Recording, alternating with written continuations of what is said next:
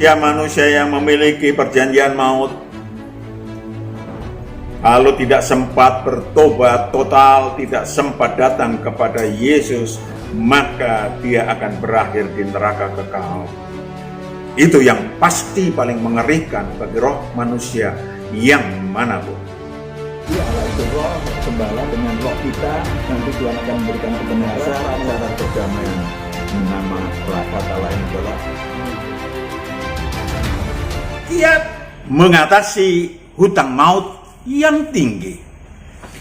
Iblis lebih sadis daripada pinjol ilegal. Tapi akan kita bahas setelah kita menyaksikan satu lagu. Beriku hati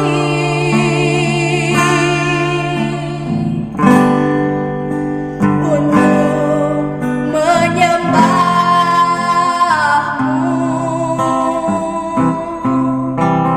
Beriku hati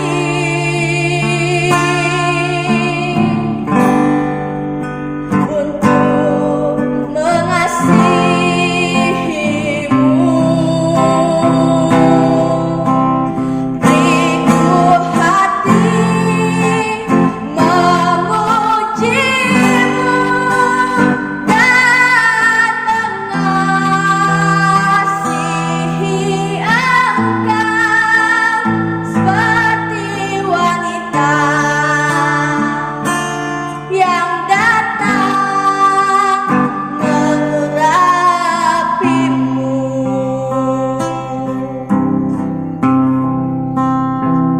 Give me a heart to worship before you.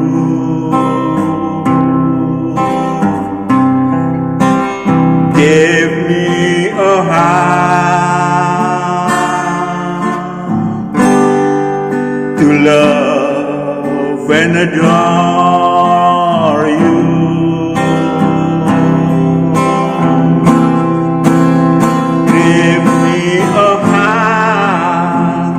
To praise thy name and to love you just the same as the woman when she come to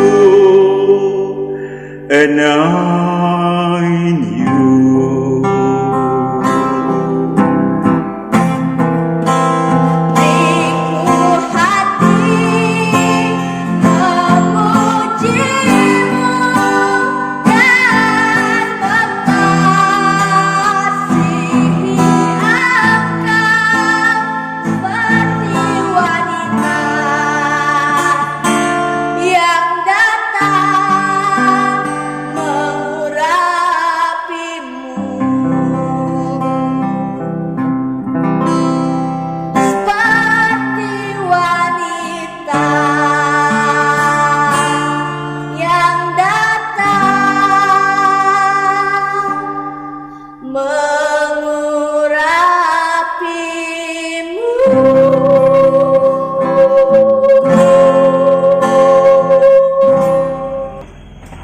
Ayah ibunya mati muda karena sakit.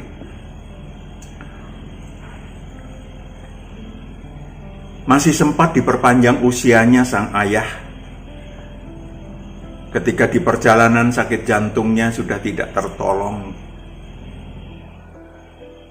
Dan kemudian dalam kesaksiannya dia berjanji untuk ikut Tuhan, untuk tinggal dalam kerajaan Allah. Sulit sekali, saudaraku. Kemudian beliau sakit lagi, sempat masuk ke rumah sakit, turun dari jalan tol, dan hanya beberapa jam kemudian dia berangkat. Beruntung masih selamat. Istrinya beberapa tahun kemudian 1 tahun sebelum meninggal, Tuhan mengingatkan untuk menyayangi nyawanya. Padahal dia tidak sakit, saudaraku. Menaktivitas di kantornya karena dia salah satu pejabat menengah luar biasa. Pak Matius sudah sampaikan untuk meletakkan sekuler 49% dan Tuhan 51%. Dan nampaknya terlambat, saudaraku. 6 bulan kemudian dia sakit, dan demikianlah beruntung dia boleh selamat. Kedua anaknya mulai sakit-sakitan. Bagaimana mengatasi hutang maut, tagihan maut yang tinggi? Lebih seperempat abad, saudaraku, pelayanan ilahi Pak Matius. Ribuan manusia yang terkait hutang maut datang berkonsultasi. Banyak dari mereka yang kemudian terlepas dari tagihan iblis. Banyak juga yang hanya terselamatkan rohnya karena mereka sudah pada waktu datang sudah di ujung tanduk, dan banyak yang koma. Ada juga yang kembali digerogoti pinjam. Tahu pinjam? Kalau pinjol pinjaman online, kalau pinjam adalah pinjaman on maut. Dengan tagihan yang berlipat ganda sadisnya. Ya, kalau sudah lahir kembali lalu kosong, Matius 12, 43, 45, maka roh-roh jahat berhak untuk memasuki tubuh alamiah manusia baru tersebut. Matius 12 ayat 43, apabila roh jahat keluar dari manusia, ia pun mengembara ke tempat-tempat yang tandus mencari perhentian, tetapi ia tidak mendapatnya. Ayat 44, lalu dia berkata, aku akan kembali ke rumah yang telah kutinggalkan. Aku akan kembali ke rumah yang kutinggalkan. Maka pergilah ia dan mendapati rumah itu kosong, bersih tersapu, dan rapi teratur. Kosong kebenaran ilahi. Kosong firman Tuhan. Lanjut. Ayat 45, lalu ia keluar dan mengajak 7 roh lain yang lebih jahat daripadanya. Keluar dan mengajak 7 roh lain. 7 itu berarti banyak tak terhingga, banyaknya tidak terhitung. Yang lebih jahat. Dan mereka masuk dan berdiam di situ. Maka akhirnya keadaan orang itu lebih buruk daripada keadaannya semula. Lebih buruk dari keadaan semula. Jika pinjaman online ilegal tagihannya berlipat ganda dari pinjaman semula, terlebih pinjaman on maut, saudaraku, yang bosnya adalah iblis, dibuat sedemikian rupa oleh roh-roh jahat yang tinggal dalam diri si manusia, agar surat hutang, dari sudut mereka, surat piutang si manusia berlipat ganda dan meluas. Berlipat ganda dan meluas. Yesaya 59 ayat 5-8. Berlipat ganda dan meluas. Mereka melakukan itu setiap saat di dalam tubuh alamiah si manusia. Yesaya 59 ayat 5, mereka menetaskan telur ular beludak dan menenun sarang laba-laba. Siapa yang makan dari telurnya itu akan mati. Yes. Dan apabila sebutnya ditekan pecah, keluarlah seekor ular beludak. Ditenunlah aneka absintus dan kenajisan-kenajisan plus karakter buruk di dalam diri si manusia, agar manusia menjadi lalim. Lanjut. Ayat 6, sarang yang ditenun itu tidak dapat dipergunakan sebagai pakaian, dan buatan mereka itu tidak dapat dipakai sebagai kain. Bagian jelek, karakter buruk, kenajisan. Lanjut. Perbuatan mereka adalah perbuatan kelaliman, kelaliman. Dan yang dikerjakan tangan mereka adalah kekerasan belaka. Memiliki aneka pikiran jahat, pembunuhan, kelicikan, hawa nafsu sehingga melahirkan dosa lagi, kejahatan yang baru lagi. Ayat 8. Ayat 8, mereka tidak mengenal jalan damai dan dalam jejak mereka tidak ada keadilan. Mereka mengambil jalan-jalan yang bengkok dan setiap orang yang berjalan di situ tidaklah mengenal damai. Saudaraku, saya sampaikan satu kasus.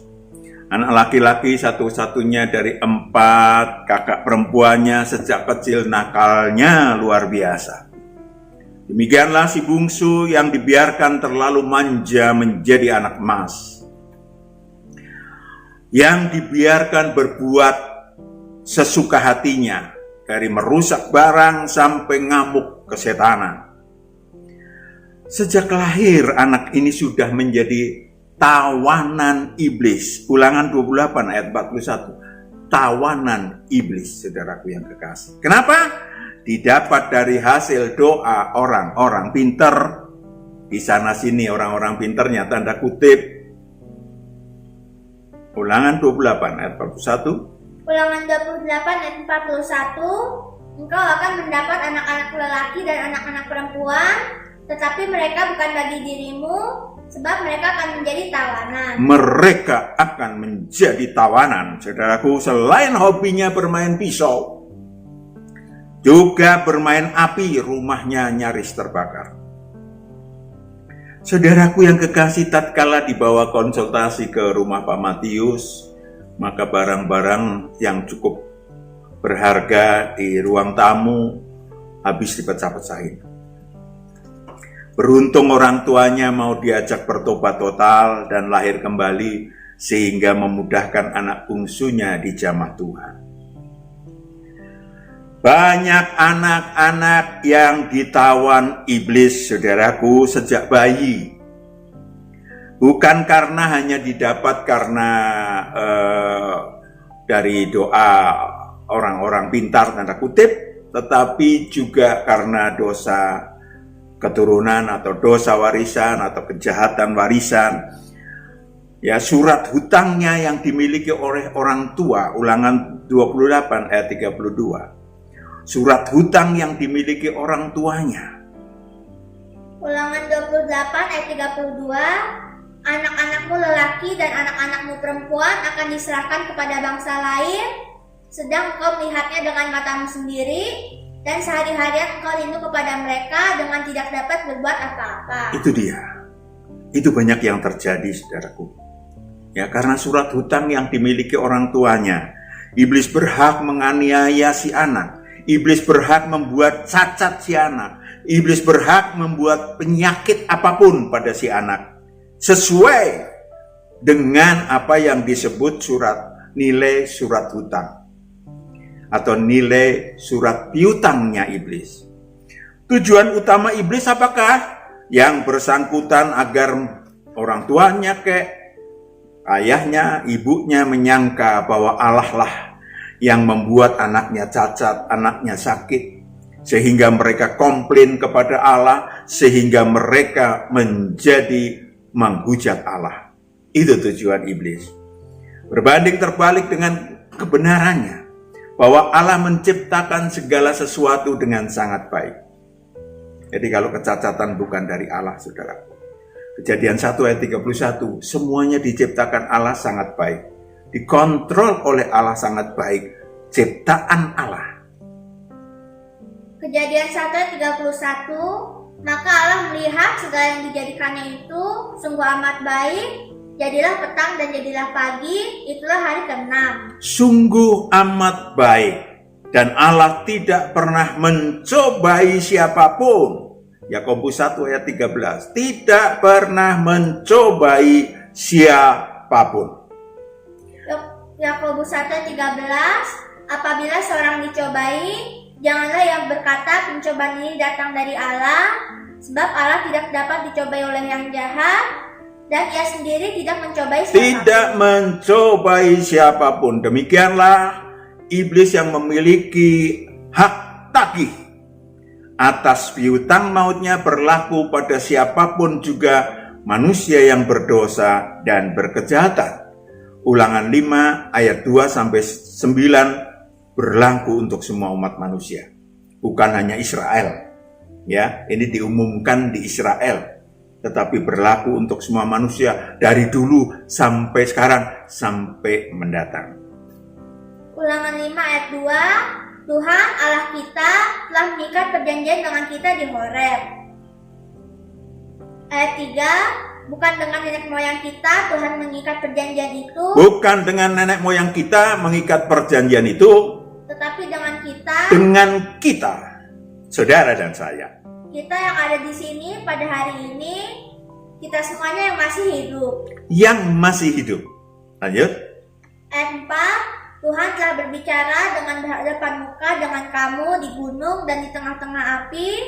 Ayat 5, aku pada waktu itu berdiri antara Tuhan dan kamu untuk memberitakan firman Tuhan kepadamu, sebab kamu takut kepada api dan kamu tidak naik ke gunung. Lanjut. Dan dia berfirman, ayat 6, akulah Tuhan Allahmu yang membawa engkau keluar dari tanah Mesir, dari tempat perbudakan. Lanjut. Ayat 7, jangan ada padamu Allah lain di hadapanku. Jangan ada padamu Allah lain di hadapanku. Ayat 8, jangan membuat bagimu patung yang menyerupai apapun yang ada di langit di atas, Patung, uang, harta yang menyerupai apapun. Lanjut. atau yang ada di bumi di bawah, atau yang ada di dalam air di bawah bumi. Yes. Ayat Lanjut. 9, jangan sujud menyembah kepadanya atau beribadah kepadanya, sebab aku, Tuhan Allahmu, adalah Allah yang cemburu, yang membalaskan kesalahan bapa kepada anak-anaknya, dan kepada keturunan yang ketiga dan keempat dari orang-orang yang membenci aku. Itu rumusnya, saudaraku yang kekasih. Itu yang dimaksud dengan apa yang dimaksud dengan surat hutang. Tidak peduli bayi ini masih kecil, bayi masih kecil memang ya. Tidak peduli anak itu masih kecil, tidak peduli. Yang penting hutang yang ada pada si anak ini dapat ditagih kapan saja, setiap saat. Kasus, ada beberapa orang gila dibawa ke Tuhan melalui Pak Matius, melalui pelayanan Pak Matius. Ada yang tidak mau berani masuk ke rumah. Maka Pak Matius, karena sudah dibawa dari Sumatera, saudara, Pak Matius melayani di halaman. Ada yang dirantai tangannya. Tatkala rantainya sebelum pelayanan saya buka, rantainya Pak Matius buka yang cukup besar. Sampai sekarang beliau masih ingat bahwa Pak Matius telah melepaskan rantainya, padahal supaya kita bisa berkomunikasi dengan baik. Dan orang itu sembuh, saudaraku yang kekasih. Gila udah 7 tahun kalau nggak salah. Saudaraku yang kekasih, ada lagi yang merusak taksi yang membawanya dan seterusnya.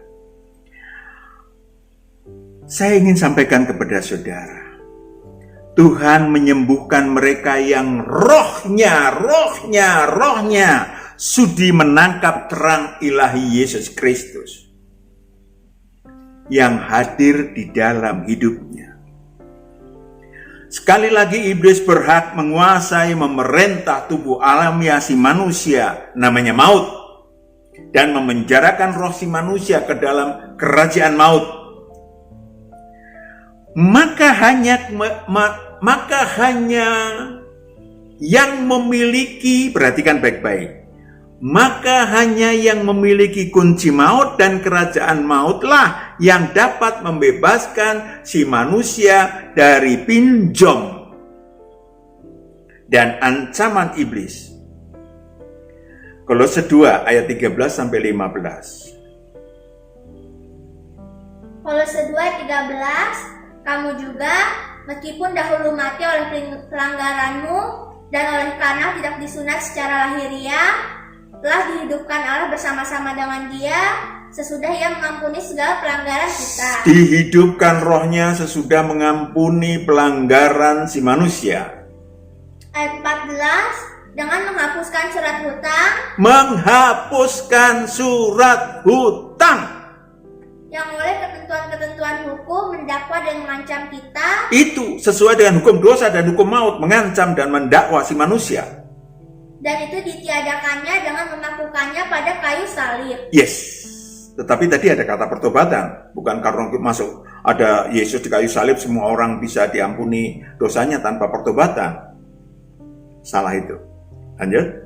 Ayat 15, Ia telah melucuti pemerintah-pemerintah dan penguasa-penguasa dan menjadikan mereka tontonan umum dalam kemenangannya atas mereka. Yes. Mengusir segala roh jahat yang ada di dalam diri manusia. Tidak ada satupun Taurat dan kitab para nabi dapat melepaskan dari hutang maut si manusia. Tidak ada Taurat dan kitab para nabi yang manapun. Yang ada adalah yang awal dan yang akhir. Wahyu 1 ayat 17-18. Tidak ada satu religi apapun yang dapat menghapuskan dosa, membawa maut, atau menghapuskan pinjam, saudaraku. Wahyu 1 ayat 17, ketika aku melihat Dia, tersungkurlah aku di depan kakinya sama seperti orang yang mati. Tetapi Ia meletakkan tangan kanannya di atasku, lalu berkata, "Jangan takut, aku adalah yang awal dan yang akhir." Ayat 18, dan yang hidup.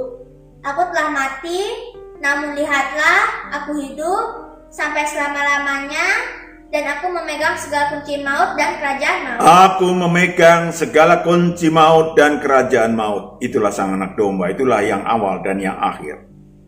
Kasus. Beberapa pengusaha datang ke Pak Matius. Datang ke Tuhan maksudnya. Dari mulai yang nyawanya sudah nyaris melayang karena kanker otak. Ya, pengusaha ini bukan hobi sebetulnya, di daerahnya sana itu memang para pengusaha beramai-ramai mencari perlindungan bohong atau pemberhalaan untuk mensukseskan bisnisnya. Sehingga hutang mautnya nyaris membunuh tubuh alamiahnya. Tatkala datang kepada Tuhan, ya Pak Matius melayani beliau, maka Tuhan sembuhkan luar biasa. Sayangnya, ketika itu beliau berjanji untuk tidak lagi berbisnis ria. Tetapi setahun kemudian dia lupa janjinya kepada Tuhan. Berbisnis ria lagi, tetapi kalau berbisnis sebenarnya nggak apa-apa. Berbisnis ria di dalam pemberhalaan, dan 2 tahun kemudian nyawanya melayang. Saudaraku yang kekasih, ada lagi yang nyaris bangkrut selain sikon COVID-19, yang memang pengusaha banyak yang rontok. Tetapi yang ini kasusnya adalah orang tuanya memiliki tagihan maut, hutang maut, pinjam yang sangat besar, sehingga pengusaha ini mulai nyaris bangkrut. Puji Tuhan mereka datang kepada Tuhan. Puji Tuhan mereka berbalik total, masuk kembali ke dalam kerajaan Allah. Puji Tuhan, kemudian Tuhan mengembalikan apa yang hilang dalam kehidupannya step by step. Yes, iblis berhak menggerogoti ekonomi manusia, si manusia yang memiliki hutang maut kepadanya. Ulangan 28 ayat 29. Ulangan 28 ayat 29. Sehingga engkau meraba-raba pada waktu tengah hari, seperti seorang buta meraba-raba di dalam gelap. Kehidupannya meraba-raba, gambling. Lanjut. Perjalananmu tidak akan beruntung, Tetapi engkau selalu diperas dan dirampasi Engkau selalu diperas dan dirampasi. dengan tidak ada seorang yang datang menolong. 30b. Ayat 30, engkau akan bertunangan dengan seorang perempuan, tetapi orang lain akan menidurinya. B. Engkau akan mendirikan rumah, tetapi tidak akan mendiaminya. Engkau akan mendirikan rumah tetapi tidak akan mendiaminya. Ingat itu. Engkau akan mendirikan rumah tetapi tidak akan mendiaminya. 31. Engkau akan membuat kebun anggur, tetapi tidak akan mengecap hasilnya. Ayat 31, lembumu akan disembelih orang di depan matamu, tetapi engkau tidak akan memakan dagingnya. Keledaimu akan dirampas dari depanmu, dan tidak akan dikembalikan kepadamu. Kambing dombamu akan diberikan kepada musuhmu dengan tidak ada orang yang datang menolong engkau. Saudaraku, tidak mudah yang namanya bertobat total di hadapan Tuhan Yesus.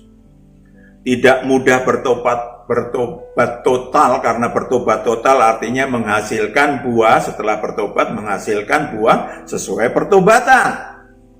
Dia harus menyangkal diri setiap hari, dia harus memikul salibnya setiap hari, supaya Yesus sudi diikuti, supaya dapat ikut Yesus.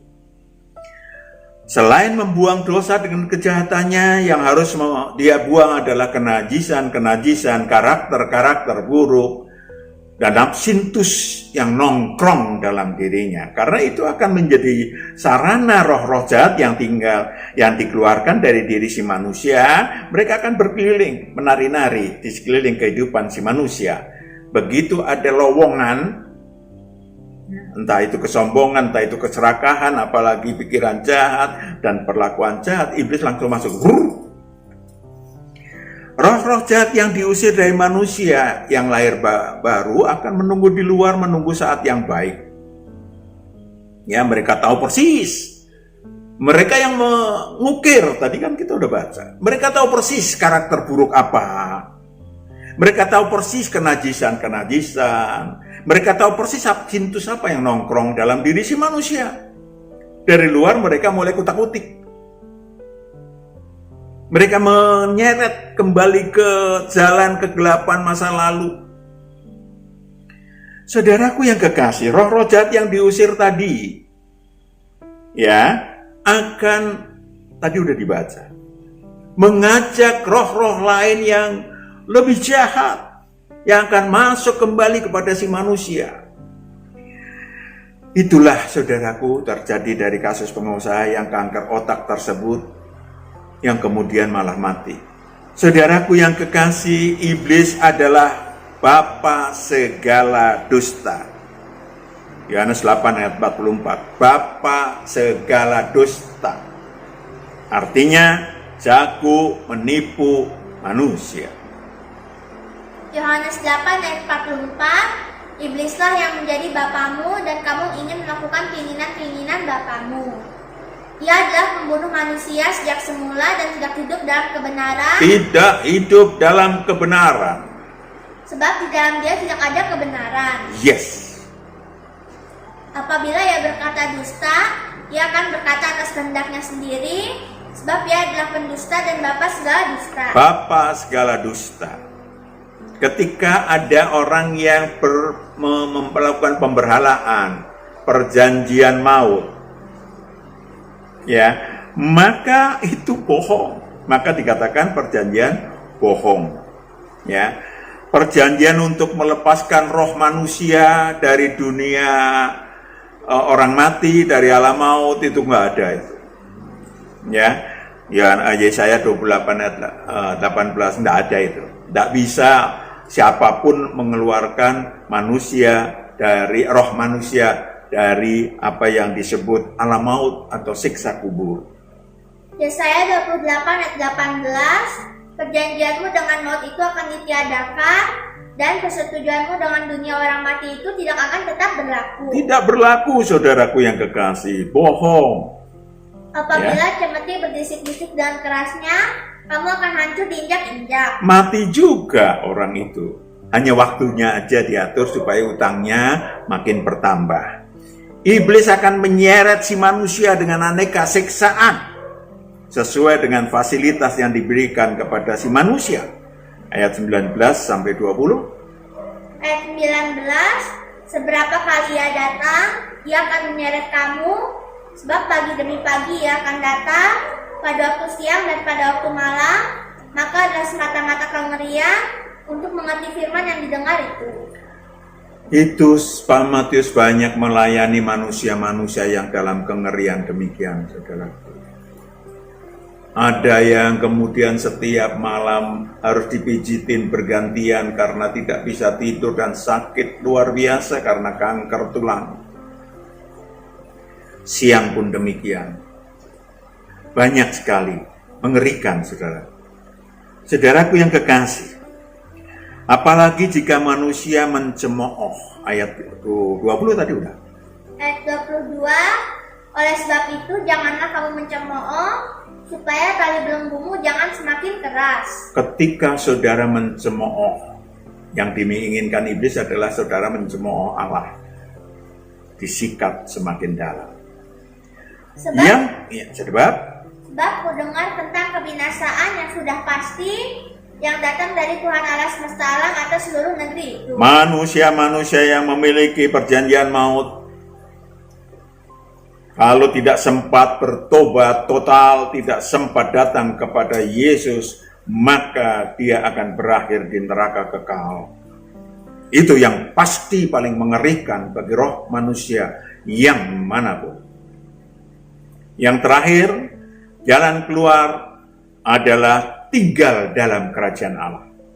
Tinggal dalam kerajaan Allah. Titik. Yohanes 15 ayat 1-8. Apa itu tinggal dalam kerajaan Allah? Yohanes 15 ayat 1, akulah pokok anggur yang benar dan Bapakkulah pengusahanya. Di dalam kerajaan Allah, Allah Bapa, Allah yang Maha Esa adalah pengusahanya, dan Yesus Kristus adalah direkturnya. Kita pakai kata itu, kata sekuler. Terus ayat 2, setiap ranting padaku yang tidak berbuah dipotongnya. Akan diperhatikan, memang agak menyakitkan karena dipotongnya. Dan setiap ranting yang berbuah dibersihkannya, supaya ia lebih banyak berbuah. Yes, bertobat total, membuang seluruh dosa dan kejahatan, dan siap berbuah sesuai dengan pertobatan. Lanjut. Ayat 3, kamu memang sudah bersih karena firman yang telah kukatakan kepadamu. Yes, lahir kembali, sudah bersih. Lanjut. Ayat 4, tinggallah di dalam aku dan aku di dalam kamu, sama seperti ranting tidak dapat berbuah dari dirinya sendiri, kalau ia tidak tinggal pada pokok anggur, demikian juga kamu tidak berbuah, jikalau kamu tidak tinggal di dalam aku. Harus berbuah, aktif berbuah, aktif tinggal di dalam kerajaan Allah untuk berbuah. Lanjut. Ayat 5, akulah pokok anggur dan kamulah ranting-rantingnya. Barang siapa tinggal di dalam aku dan aku di dalam dia, dia berbuah banyak. Berbuah banyak. Sebab di luar aku kamu tidak dapat berbuat apa-apa. Di luar aku nggak bisa berbuat apa-apa, nggak bisa lari dari pinjam. Ayat 6, barang siapa tidak tinggal di dalam aku, ia dibuang keluar seperti ranting dan menjadi kering, kemudian dikumpulkan orang dan dicampakkan ke dalam api lalu dibakar. Maka 2/3 dari roh manusia yang turun ke bumi masuk neraka kekal. Itu yang terjadi. 7. Jikalau kamu tinggal di dalam aku dan firmanku tinggal di dalam kamu, firmanku tinggal di dalam kamu, mintalah apa saja yang kamu kehendaki, dan kamu akan menerimanya. Yes. Ayat 8, dalam hal inilah Bapakku dipermuliakan, yaitu jika kamu berbuah banyak. Dalam hal inilah Bapakku dipermuliakan, yaitu jika engkau berbuah banyak, jadikanlah seluruh bangsa muridku. Dan dengan demikian kamu adalah murid-muridku. Yes. Tinggal di dalam kerajaan Allah, menjadi murid Tuhan karena berbuah banyak. Amin. Saudaraku yang kekasih, tentu saja Uraian-uraian tentang kerajaan Allah, uraian tentang lahir kembali sudah disampaikan dalam YouTube Ilahi yang sudah ditayangkan. Silahkan saksikan ulang, pahami, laksanakan, dan beritakan. Tuhan memberkati. Kita berdoa. Bapa di surga, anak-anakmu boleh hadir di hadapanmu untuk mendapatkan kebenaran daripadamu. Mari Engkau yang memberkati pribadi lepas pribadi, Engkau yang ikut campur tangan dalam setiap langkah kehidupan anak-anakmu. Damai sejahtera menyertai anak-anakmu. Haleluya. Amin. Tuhan berkati.